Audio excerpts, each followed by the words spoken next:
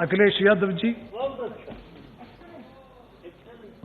सभापति महोदय, मैं आपका धन्यवाद देता हूं कि मुझे बोलने का मौका मिला है।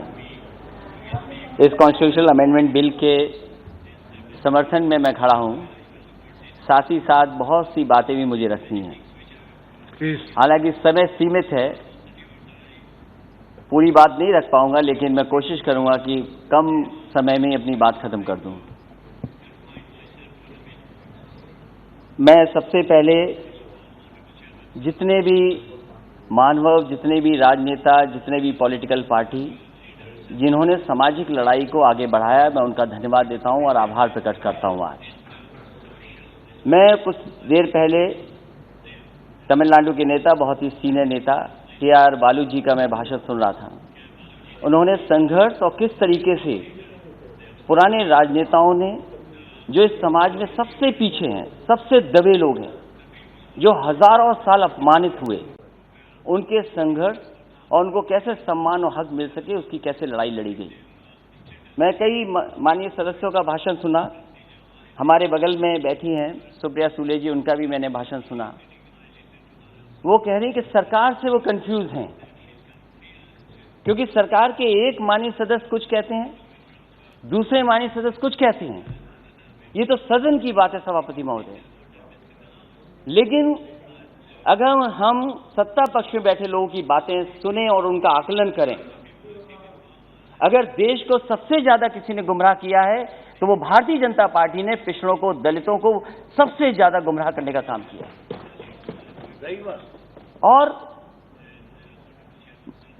सभापति महोदय, नियत साफ हो तब हम उम्मीद करेंगे कि आरक्षण बचेगा।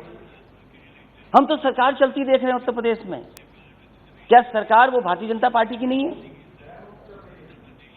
क्या वो भारतीय जनता पार्टी के विचारधारा के लोग नहीं है? जहां तक आज कॉन्स्टिट्यूशनल अमेंडमेंट बिल की बात है, मैं दो बातें बिल्कुल साफ कहना चाहता हूं।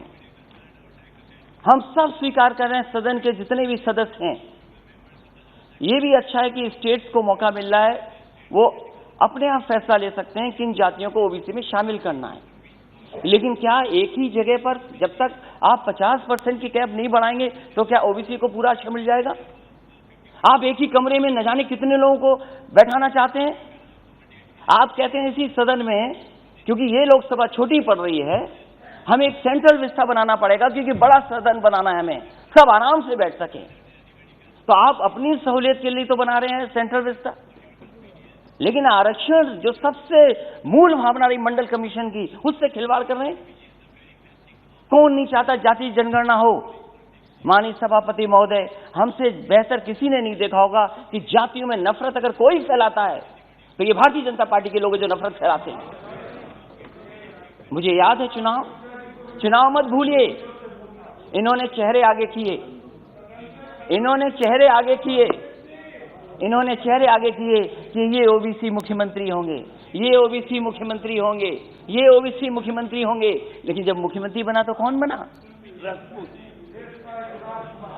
ये हर जाति के अंदर नफरत फैला दी इन्होंने। इसलिए हमारी मांग है सभापति महोदय, जब इतना कॉन्स्टिट्यूशनल अमेंडमेंट बिल लाया गया है, तो जो सबसे पुरानी मांग रही है कि सब जातियों को गिन लिया जाए। आज भारत में सबसे बड़ा मुश्किल काम यह है कि हर जाति ये समझती है कि मैं आबादी में ज्यादा हूं। हर जाति को एक दूसरे से कंफ्यूजन पैदा किया हुआ है कि आप ज्यादा हैं जाति में, आपका हक छिन रहा है, आपको जो हक मिलना चाहिए वो नहीं मिल रहा है। तो सभापति मेरी मांग है, इस समय जब इतना बड़ा फैसला सरकार ले रही है और जब इनकी सरकारी पिछड़ों ने बनवाई है, तो जाति के आधार पर जो कास्ट सेंसस है, उसके जो आंकड़े हैं कम से कम जारी होने चाहिए, क्योंकि सरकार ने हजारों करोड़ रुपए खर्च किया है। ये हमारे समाज की सच्चाई है कि जाति की सीमा के अंदर ही हम रहकर के काम करते हैं, उस सीमा से बाहर नहीं निकल सकते। इसलिए जो सबसे बड़ी मांग हमारी है, एक तो आरक्षण की कैप बढ़ाई जाए, 50% से ऊपर किया जाए। वो सरकार स्वीकार करेगी कि नहीं करेगी? वहां के माननीय सदस्य जो पिछड़े और दलित बैठे हैं, वो शायद इस बात को मानते होंगे कि आरक्षण बढ़ना चाहिए। लेकिन अगर एक को पद मिल जाए, एक मंत्री बन जाए, 2 मंत्री बन जाए, शायद उससे पिछड़ों का भला नहीं होने वाला। भला तब होगा जब हम इस 50% की सीमा को और आगे बढ़ा दे, तब जाकर के हमें पिछड़ों का भला होगा। मंत्री बनने से भला नहीं होने जा रहा है। एमपी कितने भी आए हों हमारे, लेकिन अगली सरकार समाजवादी बनने जा रही है, और आप अगर कास्ट सेंसस नहीं करोगे तो उत्तर प्रदेश में समाजवादी पार्टी कास्ट सेंसस करके दिखा देगी।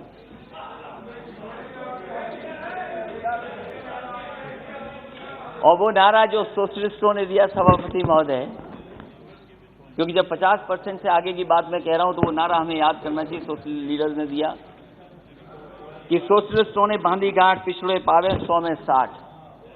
और ये सरकार न भूले, आपको पिछड़ों ने ही मौका दिया यहां बैठने का। जिस दिन पिछड़े हट जाएंगे और दलित हट जाएंगे, आपका पता नहीं लगेगा कि आप कहां पर हो। इसलिए सभापति महोदय, हमारी 2 ही मांगे हैं कम समय में। एक तो सीमा बढ़ाई जाए, और दूसरा ओबीसी के कास्ट सेंसस के जो आंकड़े वो जारी किए हैं। बहुत बहुत धन्यवाद आप।